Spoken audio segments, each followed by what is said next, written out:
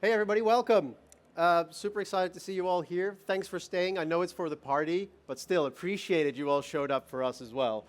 We're going to be talking about how you can use AI in your applications to build things that you would not be able to do on your own. And we're also going to talk about how you can use AI to build those applications faster than an entire development team. Next to me here is Thijs, and I'm Matthijs, and that is a bit confusing because his first name is the end of my first name. So for this presentation, I'll just be Matt, and he will still be Thijs. And that also brings us to the elephant in the room, and that is, this session was called, or still is called, Solo Dev's AI Journey, or Odyssey, and there's 2 devs on stage. This is not going to be a death match. Both of us will eventually walk off stage, don't worry. But why we're here together is because we had a weird little journey before we came here. I built a thing, and I thought it was great, and eventually Thijs made it so much better. And that's also how we're structuring this presentation. So a year and a half ago, I found it really difficult to get back into meditation, but I knew it was very calming and very beneficial for me to do. I'd done it before, and I just wanted to get back to it. Just while I can still see the audience, if you've ever meditated, can you raise your hand? Yeah? Keep your hand up if you did that with a mobile app. Some people? Mobile app, which one? Headspace? Okay, if you had your hand up, it's probably Headspace or Calm, because those are the 2 biggest ones. And they work very well. For those of you who didn't have your hand up, a self-guided meditation, like you do on these mobile apps, starts with you sit down, you open the app, you press play, and an instructor for 10 minutes will tell you what to think about, what not to think about, how to breathe, and it's just all taken care of. All you have to do is be able to sit still for 10 minutes. And that was my problem. And the problem really became bigger because the meditation community has this very profound saying that if you don't have 10 minutes to meditate, you need an hour. And there's so much wisdom in that, if you think about it. It's also super impractical if you couldn't even sit still for 10 minutes. So as a software developer, I thought, no, that's not going to happen. Instead, I'm going to do what I always do, and that's procrastinate. So it became, if you don't have 10 minutes to meditate, you take 2 weeks to build an application that can generate unique and daily meditations and push them to YouTube. And that's what I did. Just procrastinate and push that moment that I would have to meditate forward, as every software developer probably has done in their life. But while I was doing this, I really landed on this idea of doing something that was unique content every day. And the daily part, actually not that difficult, it's just a scheduled thing that you can do, but the unique part I realize is what brought me the most pleasure. Because when I listen to a headspace meditation, I notice a pattern. They always start in the same way, sitting down, eyes open, they talk about the topic, you take a couple of deep breaths, and they continue. Patterns are great. Repetition is amazing for learning, right? There's a reason for this. But in my brain, when it notices a pattern, locks on.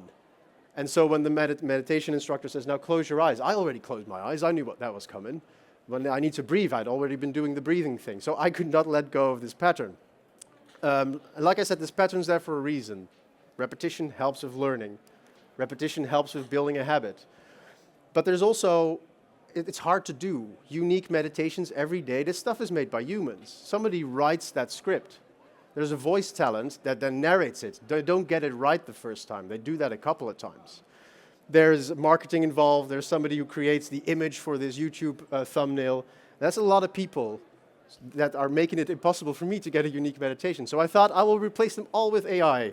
And that brings me to the first, possibly the only disclaimer of this presentation. You shouldn't do that. If you have the means to hire people to write stuff, to speak stuff, to do the actual work, you should do that. But this is a developer conference, and this is an AI presentation, so I felt very comfortable just replacing all the humans with this. So in the end, what I had was a YouTube playlist, and at the end, you'll be able to go there and find out these YouTube videos. We won't play this one now, because actually Thijs, after I did this, showed up, and he had questions and feedback. Okay. So that's when Matthijs showed me his YouTube channel. And I saw this meditation, and I was very impressed. It looked like a meditation from like Headspace. And I've been also using these apps like Headspace and Calm. And I had the same feeling. They are very repetitive. And it felt like doing the same routine all over again. And I had some experience also building apps. So I said to Matthijs, going one too far? So I said to Matthijs, do you want to build a startup? And what did you say? I said either no or hell no, or I used more colorful language. I don't remember. Yeah, so basically I was rejected to building an app together. But that didn't really stop me from building it because I was very enthusiastic about this idea. And I wanted to try if I could make that work inside an app. So let's go through our agenda for today. So first, I'm going to show you a demo of the app, so you got a view of what we actually built together. Then Matthijs is going to show you the first part, where he actually made a meditation with AI, with something that looks like Headspace. And then I will show you some tricks I used to make an app out of it, because it's not that easy to then make an app from what Matthijs made. So let's go to the demo.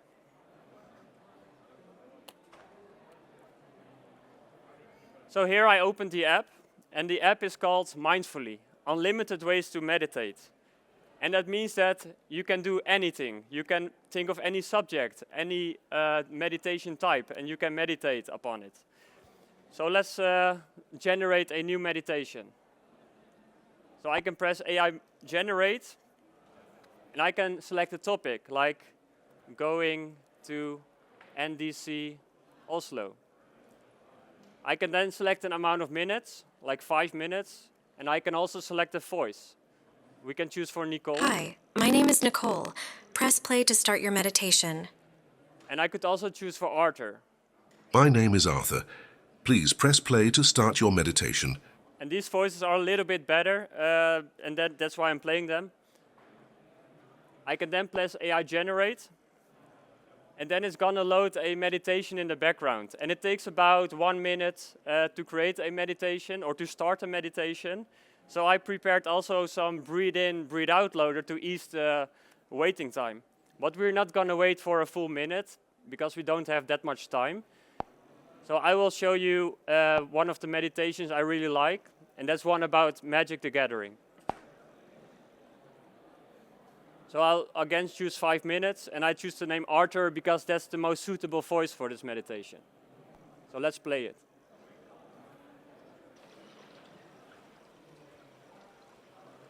You have to press continue.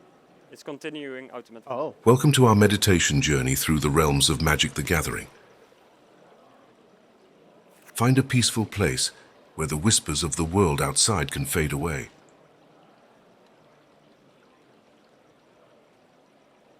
Sit down comfortably, maybe on a cushion or on a chair. Let your hands rest gently on your knees.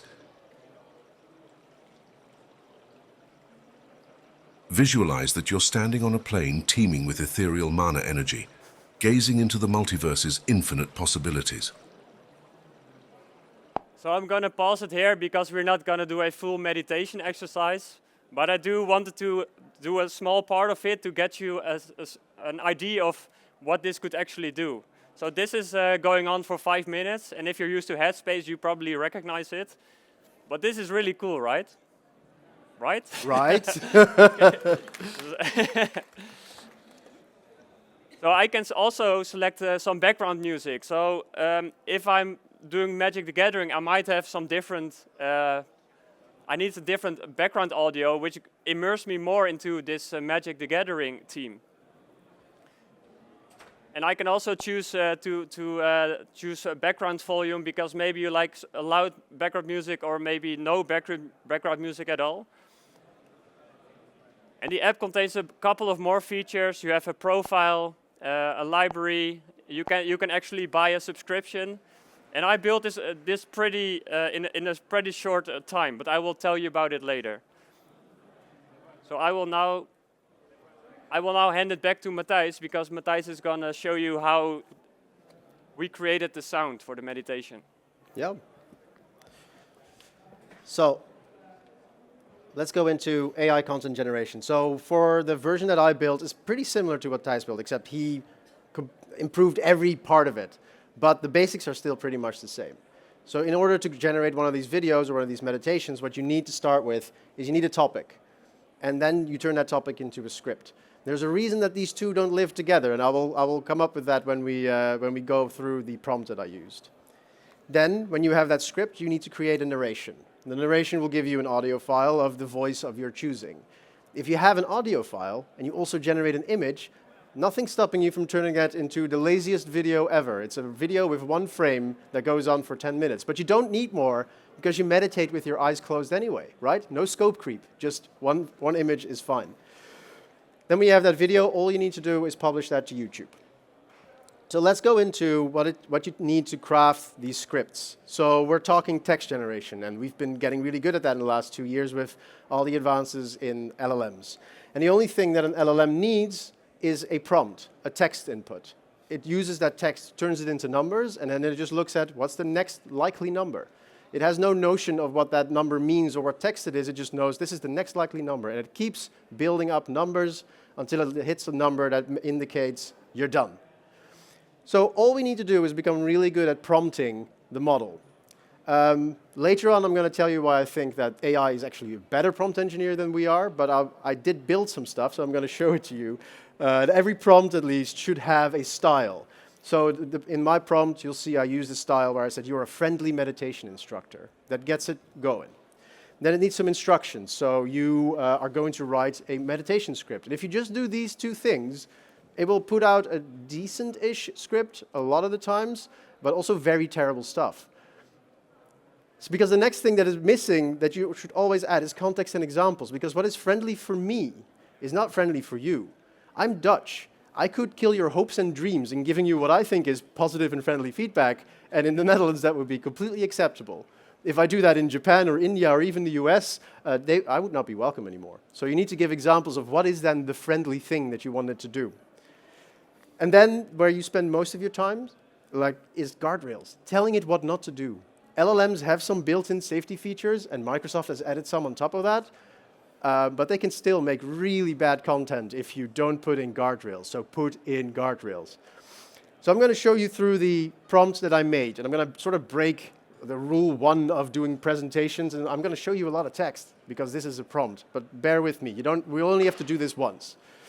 So for the role and the style, I said you are a friendly meditation instructor, and I already start giving it some context, like how to address the student. And I say you can just use the word you. This doesn't matter much in English, but at least we make sure that it's not going to say, hey, sir, or hey, madam, or as I had 2 days ago, it said, hello, dear one, and that freaked me out a little bit. In French or in Dutch, there are definitely informal and formal ways of saying you, so it will help across different languages as well. Then I start with some instructions. So I'm saying you're going to write a script for our next guided meditation, but it needs a little bit more help than just what is that.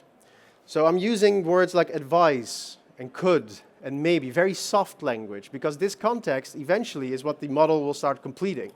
So if you use soft language as an input, there's a good chance that soft language will be the output, which is really helpful for a meditation. I continue with words like love, and I say the students, there is no students, it's just me. Love it when you start with a breathing thing. And I don't say how to focus on their breath. I just say breathing is a thing where you breathe in through your nose and breathe out through your mouth. And then I follow up with repeat this exercise a few times. There we go. But I didn't describe any exercise. But it knows now at least there's enough context for the LLM to make up a breathing exercise on the fly and then do that in a particular way. Some of you might think, yeah, but this is a pattern. And it is sort of a pattern. But this LLM will be generating very unique stuff every day, even with this soft pattern, I'll call it. Now here's the thing I wanted to keep in, even though it doesn't work. Much like my PowerPoint slides right now. I need a 10-minute meditation, but all of my meditations are 7 to 8 minutes. Because I tell it, you need to have something that's 10 minutes, and it needs to be around 1,000 words. But an LLM has no context of this. It deals in tokens, in numbers. It doesn't deal in words. But later you're going to see how Thijs actually made a much better version of this by doing something that I had never come up with. So stay tuned for that. And then we're going to say that after a few repetitions, we can focus on something else, and I will supply you with the topic of the meditation. My first ever prompt for this application just said, make up a topic. And it would make a super unique script every day, and 80% of the time the topic was gratitude. In these LLMs, gratitude is just the most likely thing to meditate on. So even if I say, please do whatever and make the settings for the LLM super random, it still went to gratitude 80% of the time. So that's why I split off the topic generation from the script generation. Because what I do is I just now generate 20 topics at a time with an LLM, put them in a queue, and then dequeue every day one of the topics, feed them to this prompt. But I do tell it, like, feel free to go into any kind of detail on this topic, because you can put in a single word as a topic. It could be a whole paragraph, could be an entire book, and it will just pick and choose what is useful for a meditation because of all the context we've given it. Then, the guardrails, the important part. The first three, not that important, but they are important to me. These are more preferences. Don't use the word namaste, because again, 80% of the time, it would sign off with that. And I think that's cultural appropriation that I didn't want in my product. I'm pushing this to YouTube as well. Just steer clear of that. It also started adding breaks at the end of the script because it wanted some extra silence. I did not. It sounds like the app is broken if you're just hearing nothing. And it kept signing off with, goodbye, friend. Or like, we'll have none of that. Then the important guardrails, steering clear of any controversial topics. I give some examples, but here at least I don't need to list everything I don't want. But I do list two more things, and that's do not discriminate against any group of people, and please put that in any prompt you ever build. And also, do not mention any medical conditions, do not give medical advice. These three things are in here to make sure you get no things that you wouldn't want to have on YouTube, or trigger a group of people or an individual. I had one of these guardrails are here because I was meditating and it was about anxiety relief. And the instructor, the AI instructor, started listing off everything that might be causing you anxiety, which will 100% give you anxiety. So I kept building the guardrails as I went, and I spent most of my time there. But let me show you what that looks like. We're going to craft a script. And to do that, I'm going to take down this emulator. And that comes with a very, very powerful sound. I now realize that as I'm standing in this room. What we're going to do is we're going to go into Azure AI Studio. Who's used Azure AI Studio before? Yes, okay. Some people. I'm not going to give the full tour. The most important thing is the chat playground and the completion playground. The chat playground looks very ChatGPT-ish. You can start talking to an LLM. So I chose GPT-4o, and I have a system message. That system message is the message that will be sent every time you send a message. This is included. This is where most of that prompt goes. So I can now say, hi, how are you? And it's I'm just a computer program. Okay, passive-aggressive from the start. That's good. We can start setting some parameters that you can't do with ChatGPT. So I can decide how much I can let it yammer on. But also, my favorite setting is the temperature. You set this all the way to 0. It's going to be very predictable. It's still non-deterministic. You don't know what you're going to get, but most of the times with the same prompt, it'll give the same output. It becomes more fun when you put it to 1, because now it's going to be very random, chaotic, or in other words, human-like. It also makes your demo fail more often, so let's go for that. I'm going to copy in the prompt that you just saw, and there. And I'm going to put that in the system message. Apply the changes, and now all we need is a topic for our meditation. And I prepared the following topic. Let's clear the chat first, so it doesn't have any context. The topic of today is embracing the Viking spirit of debugging, conquering code with Valhalla-worthy patience and ingenuity.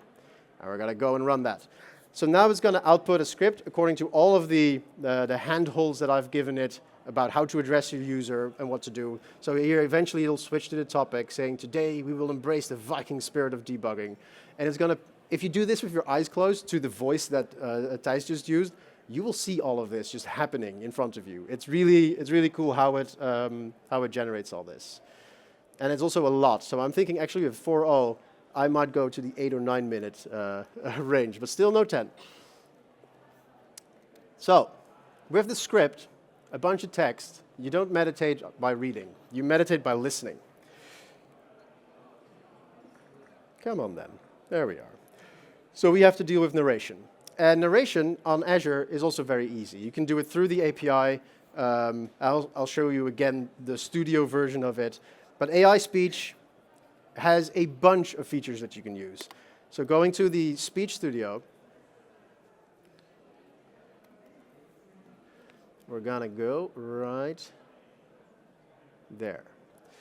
Speech Studio has a bunch of different features, so you can do speech to text. You can also do instant translation, so you speak Norwegian, Dutch rolls out. Really cool feature. But what we're looking for is text to speech, and that comes with a whole voice gallery. So this is all the voices that you could use. And if we remove this filter, you'll see that it will have about 500 voices. There you go, 496 that you can choose from. Oh. I wanted English, and we're going to choose simplified English. I wanted British English, but it doesn't have as many voices. You can filter these down. And the best voices right now are the ones made by OpenAI. And I'll show you one example. That is not an OpenAI voice, is it? There we go. The name DALL-E was derived from the Spanish and Catalan language meaning date palm. That sounds like a human to me. These are top-class voices that you can use. However, there's something missing, and that's for a meditation, you can't have somebody just in a very neutral voice saying things to you. It needs to have some compassion. It needs to have something that you only know is there when you're listening to these meditations. Cool thing is that these are built into the neural voices from Microsoft, so the voices are a little less good, the quality is a little less, but they do have like a hopeful style. So I can have Jenny say something in a hopeful way. If you want something badly, put your heart into it, and you're halfway there. That is already much closer to what I wanted. For a while, I also ran with whispering. Do you think he's still angry? This is like approaching ASMR levels, but after 5 minutes, you will be done with it. You're like, speak up, I can't hear you. Much different than... Let's wait and see if they have the guts to do this. So you can play around with this. You can make whole audiobooks with this, right? And have different styles depending on where the character is and what they're doing. But if you've decided on a voice, you can go to the content creation, and you can start playing around with this. I'm gonna take part of the script that I generated earlier. If you don't want to load, we're going to switch to this tab. Haha. And then we say, you are going to do this in a hopeful way, just so you get a feeling of what this sounds like. Let's begin by taking a deep breath in through your nose. Feel the cool air fill your lungs. Hold it for a moment. And this is pretty good. There's something missing, and it becomes more obvious when I use a different text that was also AI generated. But we have to go back to Jenny and say, you are speaking in a hopeful way. And now I want you to listen to something, well, actually it'll be super obvious. Let's begin our session. Take a deep breath in. Now breathe out. Breathe in, breathe out, breathe in, breathe out. Feel the air. I used to ask people, don't do it. You're doing it now. You're going to hyperventilate. Take it easy. I was going to ask what's missing, but the answer is obvious. Brakes. We need brakes. Otherwise, you will hyperventilate, depending on whether the model used commas or full stops. And to do that, we have to do a thing called, well, that I like to call voice engineering. I don't know if that's the official name, but if there's prompt engineering, there's voice engineering. And we do that through a thing called SSML. I will only try to pronounce this once. There we go. Speech Synthesis Markup Language. And this is a standard. It's all based on XML, but this is where you can set different voices, different styles of speaking, pronunciation, pitch, rate of speaking, and you can add breaks, which is great. The best thing about SSML is that it's used by Amazon, Google, Microsoft, and all the other big speech synthesis players in the market. That means tons of examples online. And tons of examples online means it's in the OpenAI dataset for sure, right? That means that GPT-4 can just generate this for you. If I add to my prompt, oh, by the way, output this as SSML, it will 100% of the time just make valid XML for you. Sometimes it makes up a voice, like it just decides that this voice should exist. I'm like, yeah, but it doesn't, but we can easily parse that, swap that out. But I ended up not doing this, because every time I asked it to do it as SSML, it went to a 6-minute meditation, and I was already struggling to go 7 or 8 minutes. And I haven't found out why that is yet. I have theories, but I ended up just tricking it. I ended up going back to my old friend string manipulation instead, because you can do anything if you can build your own tooling. So what I ended up doing, I will show you by taking a new prompt, going back to the playground. And we won't go through the entire prompt. Just one interesting part, if I can get that in focus. I just say, add breaks. Decide how long that could be, between 5 and 40 seconds, and then just add this tag, this magical tag. I will apply these changes. And we're going to give our topic back. Boom. It's going to do the same thing I was doing before, and you will not see any breaks. So it seems like it has failed, and that's because the UI that got an update that now hides anything that looks like XML or HTML. But I promise you, it's there. So you see here, you've got breaks, breaks, breaks, breaks, and suddenly there's room to breathe, which is kind of what meditation is all about. So what I do with that, I just take that and I string replace all those breaks with an actual break, and every paragraph that I have, I just do this, add these breaks, put it in valid SSML. Basically, I have the first and last parts, put all the text in there, and you're done. You have something that works. I could show you this in Speech Studio, what that sounds like, but it's basically nothing, right? You hear nothing, and that's the whole point. It became so much nothing that I had to add background music because I kept thinking that the application broke. And that brings us to one of the last bits that we have to do. We have to make images for these meditations. And all of this I have running in a durable function because I didn't want any human to have to press play or generate an image. But generating images is really easy if you have, again, a prompt. And in an image prompt, what you need is a subject and action. So a lion taking a picture with a photo camera, the environment, a jungle, and the artistic style. The artistic style for this, I think, was photorealistic, which is why it has a really creepy human-like hand. If you haven't noticed it yet, you will notice it now. But this is something that I don't want to have to write for every of my meditations. And I think, and I'm pretty sure about that AI can do a way better job at prompt engineering than me.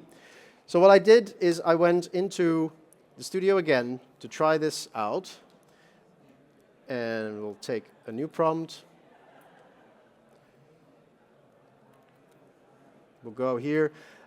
This prompt, we're not going to go through the whole thing again, but it says, create a prompt for a square image that will send to DALL-E 3. This model does not know what DALL-E 3 is because the knowledge gap that this LLM has. It might know DALL-E 2, but it has no reference for DALL-E 3. What you can do, I want to give it tips. So like, here's some tips for DALL-E 3. And then what you do, you go to Google, you Google, hey, how to do DALL-E 3. You find the first blog post by Microsoft. You copy all this text. Yeah, it's not stealing, it's borrowing. We put that in here, apply the changes, go.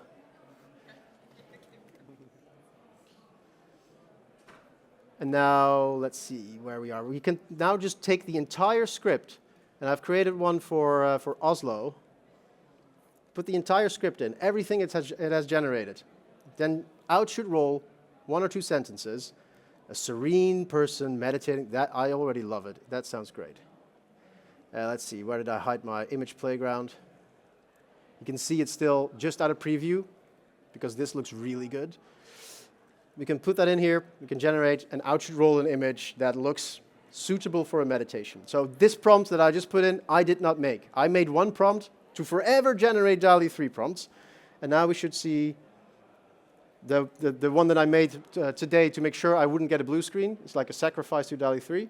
And here we go, a serene person meditating at the Oslo Opera House. There we go. Then last thing I had to do for my application was publish this to YouTube. It's really simple, except if you're not a human, because it is hard to do this with a service account. It took me more time to do this one step than the rest of all the AI steps were simple. This was the one that I spent days on. But all you need is a title and a description in the end.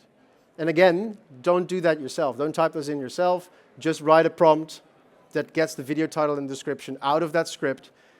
Feed the script and the topic to your prompt, to the LLM. You can do that with GPT-3.5 Turbo. It's clever enough to figure that out. And then you publish it to YouTube. I ended up uploading it because I didn't want to release something without looking at it. That's actually how I picked up meditation again. I had to review my own material, which was super. Every day I got to hit publish. The one step that I still did on my own. So that's the first thing. That's before Thijs came in. And I went to Thijs and was like, this only takes 20 minutes to run, and you have a meditation, which surely is how long users want to wait in a mobile app. No, not really. So Matthijs, he created this in 20 minutes. And 20 minutes is actually very impressive. If you want to create a meditation like this with a team of people, then you need a script writer. You need someone that's then gonna go into a studio, that's going to actually talk through the meditation. You need a voice actor. You also need some editor at the end to make it a pretty meditation. And you also needs to fit inside the app. So that might take even 200 hours or to 500 hours to create a meditation like this. But using AI, that's not needed anymore. Disclaimer. But yeah, 20 minutes is also not enough if you want to make an app. Because let's say I worked a whole day, I came home, and I feel stressed, I feel anxious. And in my free time, I really like to play Dungeons and Dragons. That's something that gives me a lot of energy. And then I also think like, hey, let's meditate on Dungeons and Dragons because that actually relieves my stress from work. I'm gonna open the app, and then I will put in all my details, the backstory of the person that's talking me through the meditation, and then I have to wait 20 minutes. And so what Matthijs said, you need 1 hour to meditate for 10 minutes. Then you're already done with meditation. You're not going to wait for 20 minutes. But with this meditation, it can be very personal, what I just said. So in this part of the presentation, I'm going to talk you through some techniques I use to actually optimize the meditation that Matthijs created. And I'm going to talk you through how I launched an app with these AI-guided meditations. So launching the app is pretty easy. You clone Matthijs' code base. You take 2 weeks to make tweaks to his code base because it's a hobby project. Okay, thank you. So it's not perfect. I had to make a lot of manual adjustments, push it in a pipeline, deploy it into my subscription in Azure. But then I could actually generate meditations. But my app is not going to load meditations from YouTube, of course. So I loaded a meditation inside a Mongo database to display meditations to the user. So the next thing I did was create a form. So I started building a Flutter app from the ground up. And in that Flutter app, I had a pretty simple screen. This is now the end result. I was looking through my pictures, but I couldn't find a screen of the earliest version of the app. So I'm going to show you something that looks like it. So it's still pretty similar. You put in a topic, you select an amount of minutes, and then you choose an instructor. So this was my first step, getting actually a meditation to load and display it in my app. But then I was generating them, and one back. Then it was generating, and just like I told, I was waiting and I closed the app because it was taking too long. So I needed something, it needed to be better. Also, the screen you saw is the end version, but I'm not a UX designer by trade. So what I did is I used a tool to generate a user interface for me. So I asked this tool called UISART to generate a meditation design for a meditation app and for a mobile app, which should be clean looking. It should be able to play meditations. And it should also give an overview of existing meditations. And then the first time I already got this, a pretty cleanly looking UI, which is perfect for a meditation app. So it contains a home screen where you say, hey, welcome, Tados. And you also have a button where you can select a meditation and also some titles. And some of the elements you see here are still in my app because I really like that UI. It also gave me an idea of the type of meditations that could be inside the app. And also a very simplified player of the meditation app. And this is also not the end result, but it gave me a very nice starting point to later on improve this UI. So this is also coming back to the solo dev. I don't really need a designer to actually get started on my hobby project to make it very pretty. And the next thing I did was using ChatGPT and GitHub Copilot a lot. Like, I was working my day job about 8 hours, but then in my time at home, I was also developing with GitHub Copilot and ChatGPT. So at one point, GitHub, they published an article. They said some users are using, instead of their $10 license, they're using hundreds of dollars in cloud spend. Only some users, and that's probably have been me, spending a lot of that Copilot bill. So I use this a lot, and it got me creating this app very fast. So one example how I use this is, I started asking it, hey, can you make a UI screen for me? So in this case, I said, I have a Flutter app, and it plays audio. Can you make a full screen audio player? On the top, there's a title and description. In the middle, you have the play and pause button with a timer on the bottom. And on the bottom, you have some action buttons.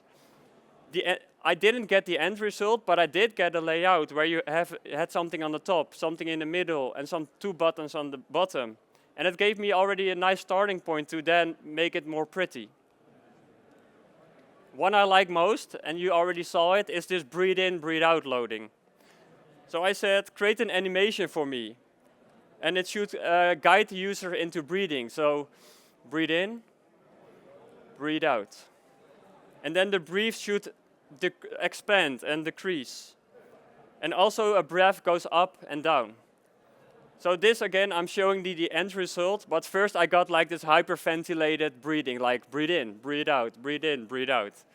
So I had to ask ChatGPT, can you please make it more subtle? When you're breathing out, make it stop for a little bit. When you breathe up, make it also stop for a little bit.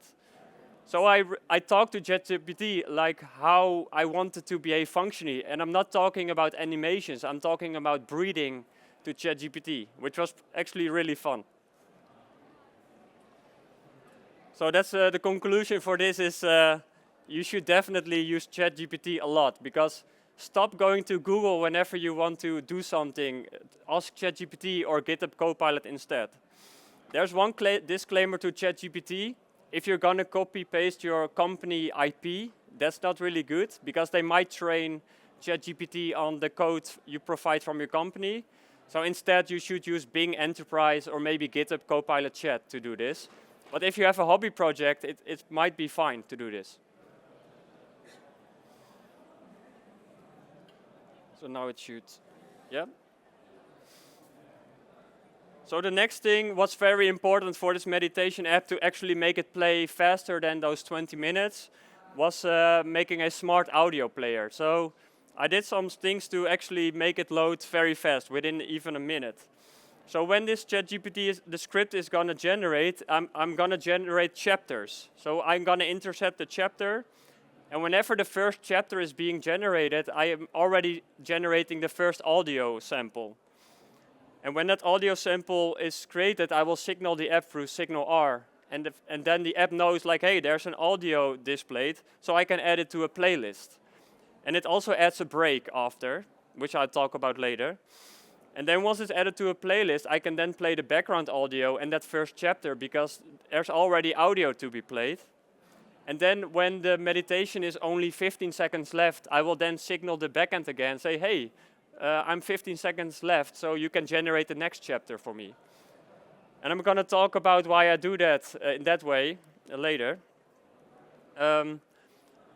So this is, on the top you see Matthijs' script. Like you are a friendly meditation instructor, and then all the rules that Matthijs provided. And the thing I added to it was some extra XML to intercept chapters. So if ChatGPT is going to generate this, the prompt, the output prompt, it's streaming the content, like predicting the next word. So whenever I intercept the end tag of a chapter, I know that the first chapter is generated, and I will send out an event into my app saying, hey, you can now generate the first audio. So then it's going to generate again, but I can already generate the first audio sample. So now I can already play the audio, but if you're going to create a lot of audio, there's something to it. It costs a lot of money. If you want to create a meditation for a full duration of 10 minutes, it costs about 20 to 30 cents for that. That translates to about 3 crowns, and you can maybe buy 1 sip of beer from that in Norway. But if you want to have a, that's actually true. I've experienced it firsthand. So this needs to be optimized. So, but you can also have users that are gonna meditate daily. They're gonna have a unique personalized meditation every day. So that single users is gonna have 30 meditations times 3 crowns. That's about 90 crowns. That can still not buy you a full beer. But still, that's a lot of money for cloud spend. So I did some tricks to optimize this. So there are a couple components to playing audio. You have 3 minutes, 5 minutes, and 10 minutes of meditation. And for this version of the app, I generated 7 chapters. So you have like intro, you have breathing deeply, body scan, and the outro. So I did this. For a 3-minute meditation, you only take these 4 chapters. And for the time that's left in the middle, you calculate breaks. And what a break means is, I'm gonna add another audio sample that's silent to the playlist. And then I can say, oh, you play this silent audio for maybe 10 seconds. And this is how I fixed Matthijs' issue of not being able to meditate for 10 minutes or 5 minutes. So then again, for 5 minutes, you add in another chapter. And for the 10-minute meditation, you use all the chapters. So if I now in the future want to create a 15-minute or a 20-minute meditation or even an hour, I'm just going to add more chapters or maybe have longer breaks because maybe some people prefer longer breaks. So you should be able to do anything with this setup. But I showed you this spinning rocket around the moon. And I'm not going to generate all the audio like after each other. So I signal the backend and then I generate only the thing that the user needs. So if a user stops meditating in the middle of a meditation session, I'm not going to generate all the audio that's left. So these are some cost optimizations I did. And I have a lot more ideas of saving cost in this. So you want to, but you also want a really immersive experience. So how I did that was with the calming background audio that Matthijs also told you about. But when Matthijs showed me his app, it only contained jungle sounds. So let's say you're meditating as being a fisherman in a lake with a nice mountain view. Then it's very weird if you're going to hear jungle sounds, right? Because that's not really what is here.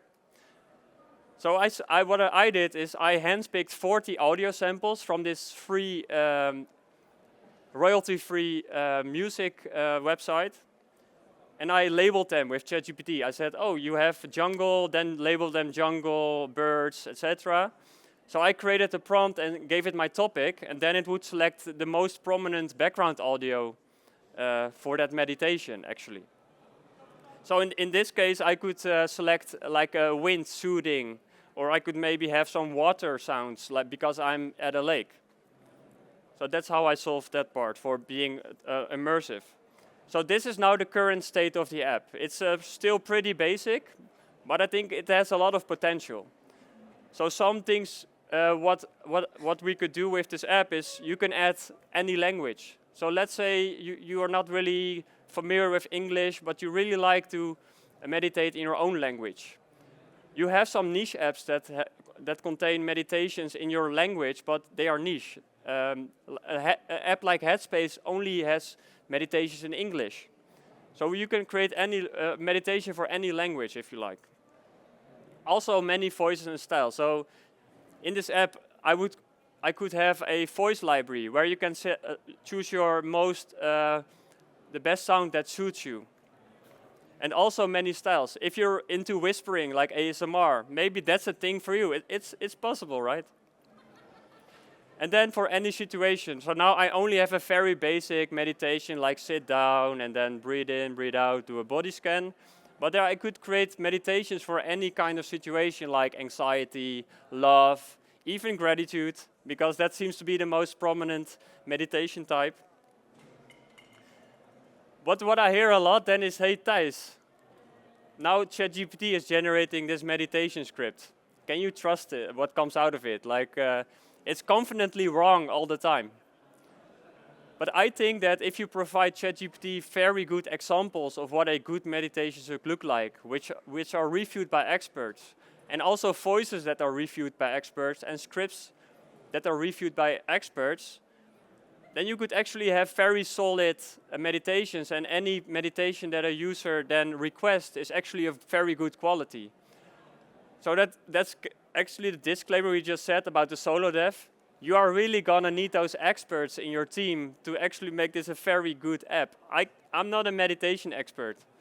I'm a guy who meditates and likes to build apps in his free time. So that's my adventure of building this app. Right. Some more closing thoughts before we all send you to the party.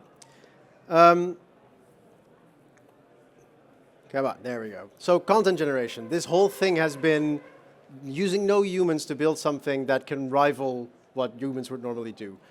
There are obviously issues and things that maybe you don't want to do, but it's completely possible to do this using everything you already have on Azure AI.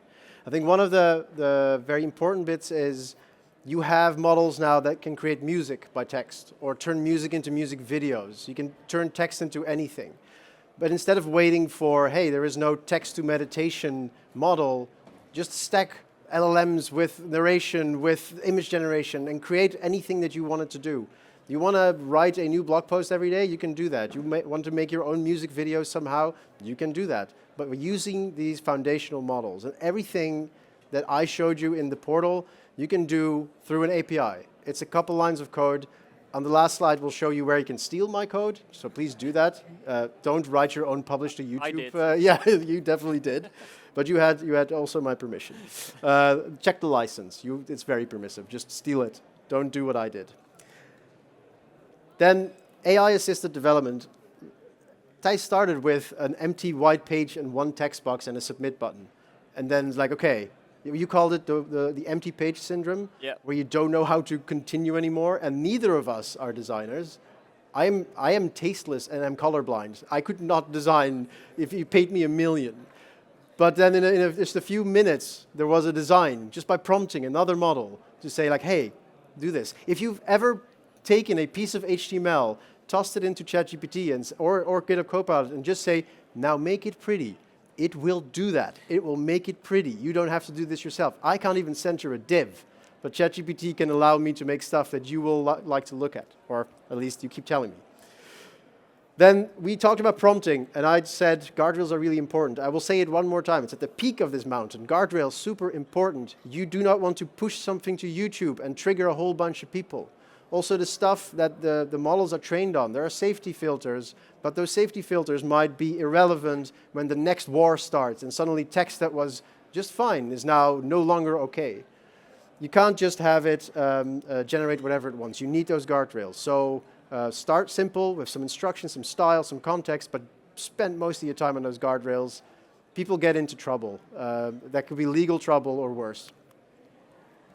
The role of experts, Thijs already mentioned this a little bit. You might still want to consult a meditation expert before you did what we did. Actually, I was talking to an expert, and I was explaining my YouTube channel, and he said, yeah, could you show me that? Because I might be out of a job. And we pressed play, and after 5 minutes, he was like, oh, no, it's fine. Like, okay, please tell me what's missing. And he did tell me some of the stuff that was missing. Haha, now I can replace him. But no, you still do need some experts. But you probably don't need an expert in every team. Somebody could consult you on this stuff. But you still need people. Yay, we have jobs. And then eventually, responsible AI. We don't touch upon this enough, but I think that every AI presentation should touch upon this. Just because you can doesn't mean you should.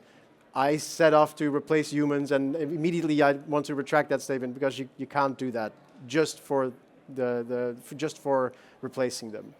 I think that AI will not replace developers, but developers with AI will always outperform developers who are not using it, but use it responsibly. Don't put data in there that's not yours. Don't say, oh, I've got headspace here, I'll clone it. Use it responsibly. It's super powerful. But always review the output of any piece of generative AI that you use and show to people. That should be the main takeaway, apart from all this great stuff. So with that, we've got a few minutes left for questions, but I will also allow you to take pictures of all the QR codes if you want to steal my code, or if you want to download the app and play around with it yourself. If you have a question, raise your hand, and I will cover the spotlights and sort of see if anybody wants to say anything. Or just shout. In that case, I'm going to send you off to the party early. Thanks for listening, and really enjoy your day. Nice. Keep the slides open.